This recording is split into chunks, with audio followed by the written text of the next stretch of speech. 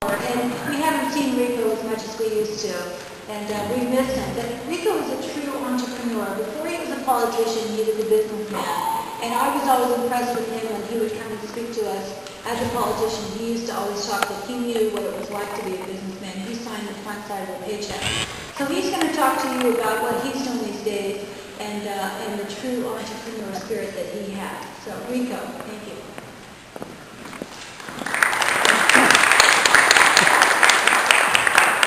Well, I know the acoustics in here are not exactly awesome, so I may wander around a little bit while I talk.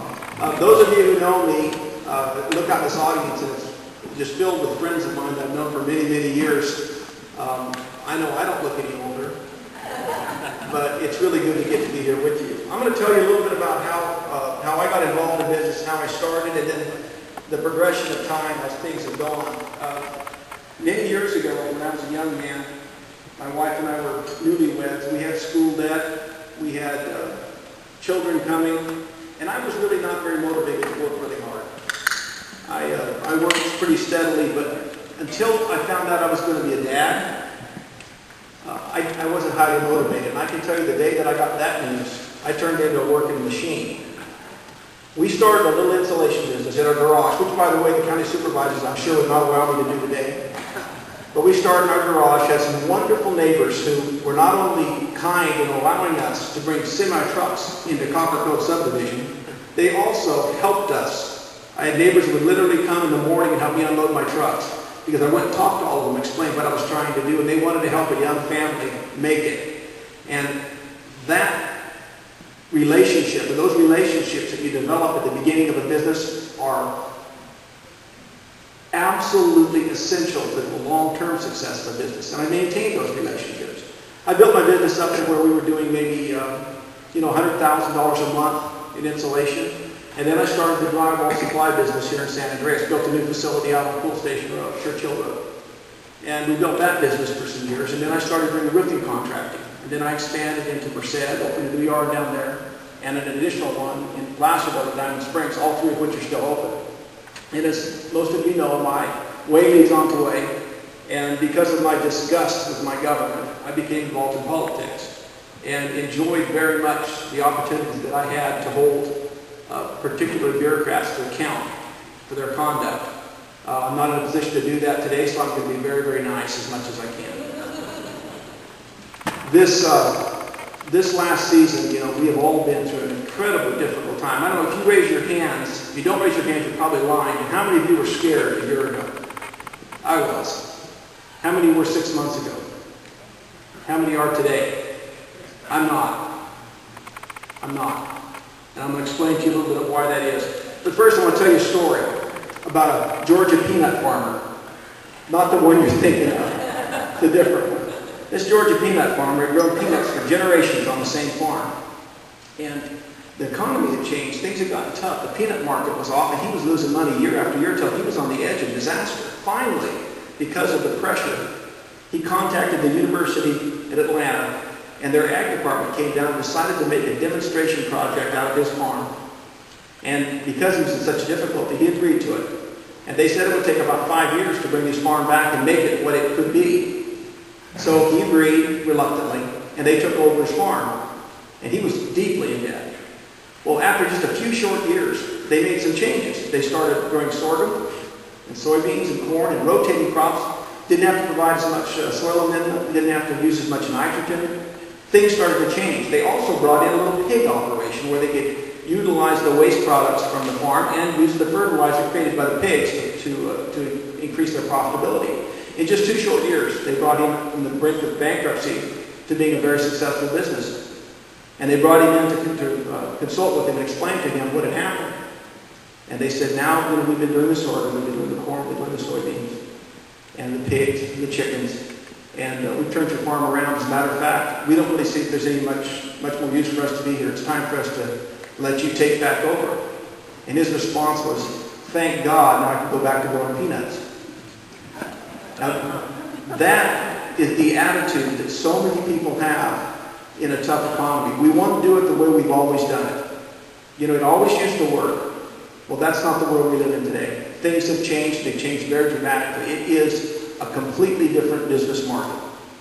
Now, it's up to us to decide as entrepreneurs how it is we're going to respond to that changing marketplace. We can participate in the doom and gloom.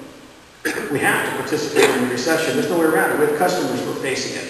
But we don't have to participate in the negative talk and the doom and gloom. I'm not going to anymore because I don't see it that way anymore.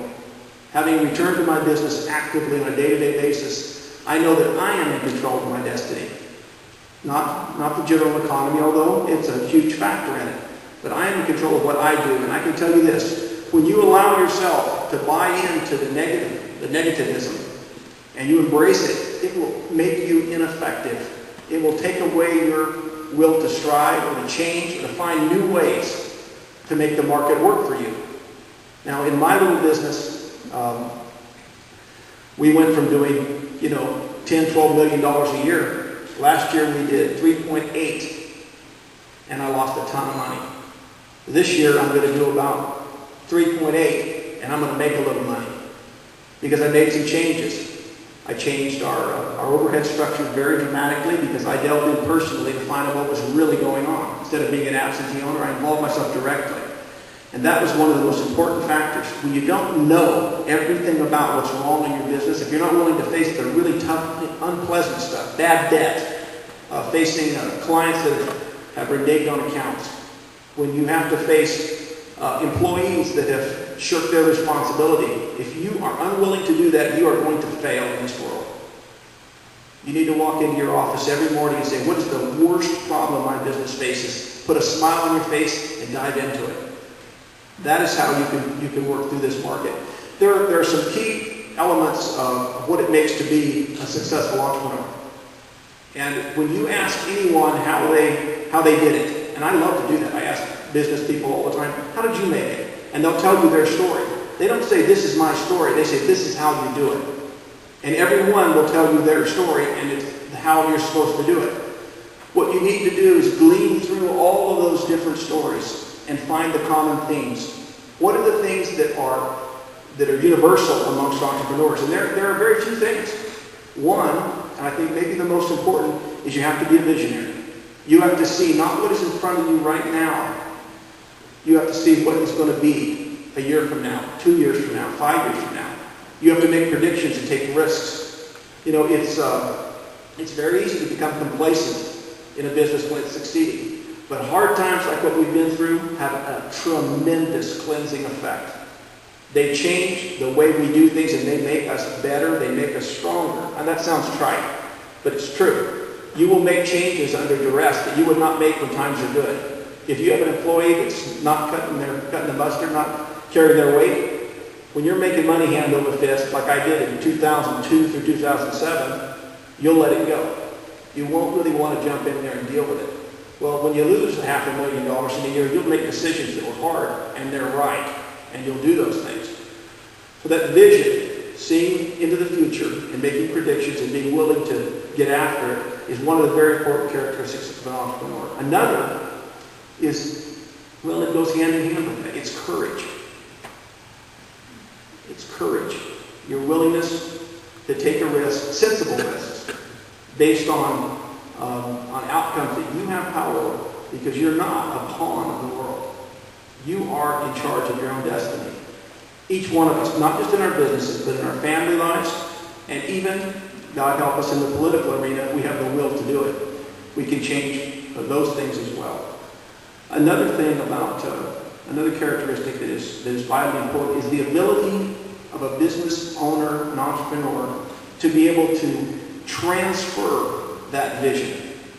The vision is one thing, but being able to persuade those with whom you work to buy in to the strategy, to buy into the goodness of it, the success, what will be the success of it. That requires building of relationships, and I want to be really, really clear about this. The relationships you build with the person that sells you product or the person that provides a service to you is every bit as important and no more important than the relationship you have with your colleagues that you work with every day and the people who perform tasks for you. I've got a completely different business philosophy from most people that I know as regards my employees. I am not superior and they are inferior. There is no above and below. We have a contractual relationship. And that relationship says, as long as you work for me, you're going to do everything you can to achieve the ends that we've outlined in this business. And as long as you work for me, I'm going to do everything I can to reimburse you and to pay you as well as I can based on the profitability of my business. And any day you don't like that deal, you are a free moral agent. You may leave. And any day I am not satisfied with that relationship, I am a free moral agent. I may ask you to leave. Now that sounds harsh to some people, and it's a different paradigm. But that is the kind of respect that you engender in employees and in customers and in the vendors that provide you with whatever service or product you buy. That treating other people, this is an old thing, treating other people the way you would want to be treated yourself. That is the bottom line for success in business. I've been, many years, particularly in politics, I ran into these liberal nutcases whose attitude was that business people succeed over the bodies of the little people that do the real work. They never owned a business, I'll guarantee you that. You know, you've come to my office, you'll find me cleaning the toilet, driving the truck, running the forklift, taking orders, stocking material, vacuuming the floors, whatever needs to be done, I find a way to get it done. And I'm not above. There's a story of Abraham Lincoln. One of the staff came in one day and said, Mr. Lincoln, you're shining your own shoes. Why are you doing that? He said, whose shoes would you want me to shine? This attitude of superiority and inferiority between management, staff, and people in every avenue, in every aspect of your business, having an attitude of superiority or inferiority is a dead bang loser in business. And it's a difficult thing sometimes for some people to embrace, but you need to succeed in this world. There have been a lot of industries that have been hugely successful and then totally bellied up. You know, the best example, you've heard this, and I'm sure, is the harness industry. You know, there was a huge industry when horses pretty much hauled everything in our world, and when the automobile came along, they were gone. And there was a huge government uproar where they wanted to protect and defend, mitigate for these businesses. The best thing that can happen is from the belly up. That's what bankruptcy's for. I feel the same way about the TARP program, but I promised I wouldn't do too much political talk here. So those are the main characteristics that I can tell you that I see in an entrepreneur. There was one story I was going to tell you a little bit about. I put my glasses on. Didn't this suck? Last time you saw me, I could still read without them. The last characteristic, I think, of an entrepreneur, there's vision, there's courage, and the last is just an innate optimism. You will not take risks. You won't go out there in the world and take the chance if you're not an upbeat person. And you don't engender confidence in others if you're not an upbeat person. So my recommendation to you, in light of the difficulty of the economy today, and my expectation that it's going to be difficult for some time to come, I think it is getting better, at least in my business, it certainly is right now. What I would encourage you to do is smile every day.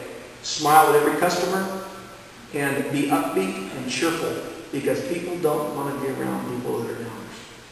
And they don't want to buy from them. They don't want to go to their place of business. If you can make your place a happy place that people go to and they say, man, that makes me feel better, you're going to do really well. I'm going to give you, in closing, I'm going to give you an example of what I've done just recently in my own business. I had to step back into it just shortly, 2 months ago maybe. I've been pretty much an absentee owner. But the difficulty in the economy and some bad decisions made on the part of some of my people required me to do so. And I really didn't want to do it. I really didn't envision myself going back into the drywall and roofing supply business, but I did.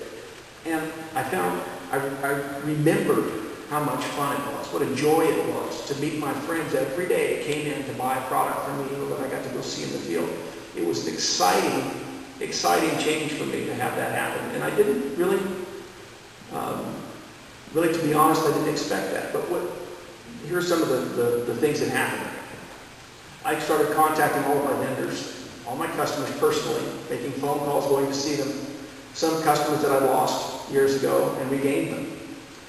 I also contacted the vendors. Now, we sell 3 products principally. We sell roofing, we sell drywall, we sell insulation. Insulation, our vendor is Certainty.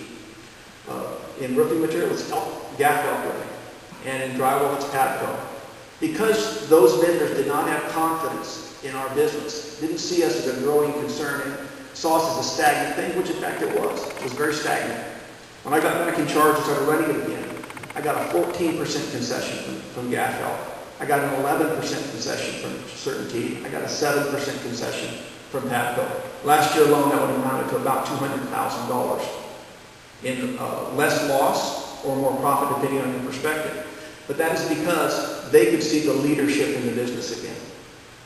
And I want to encourage you all that you can make this happen. You don't have to lie down and wait for the train to run over you. There are things to be done, and I, for one, am going to do them. And I'm going to be happy every day, and I'll love my family, and I'll think about the important things, and I'm going to make it work. And so are you. Thank you.